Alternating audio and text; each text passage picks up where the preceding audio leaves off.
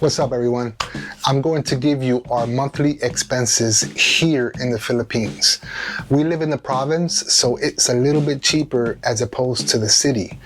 So I'll give you a breakdown of how much we spend, and if you are interested in moving here or visiting here, it'll give you an idea of how much you will spend in the province. Before we get started, everyone's monthly budget is different.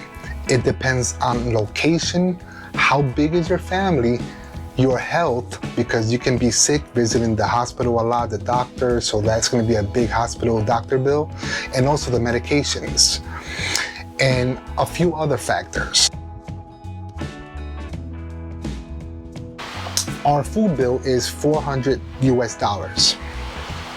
Our electricity bill is $120. Our baby necessities is about $100 US.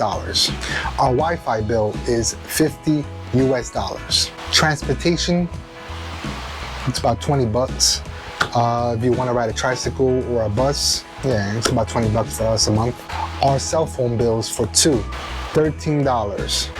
Miscellaneous, it's about 40 bucks. We do not rent or have a mortgage because we bought our house cash, but we do have property taxes that we gotta pay yearly, which is around $250. So break that down monthly, it is about $21 US. So our grand total monthly is $764 US. So let's say we are renting a one-bedroom apartment here in the province. A one-bedroom apartment here in the province, the average cost is about $160 US, which would bring the total to $924. Another example, let's say we're gonna rent a huge 3-bedroom house here in the province. Average cost is about $400 US, which will bring the grand total to $1,164 US. In Philippine pesos, 58,546 pesos.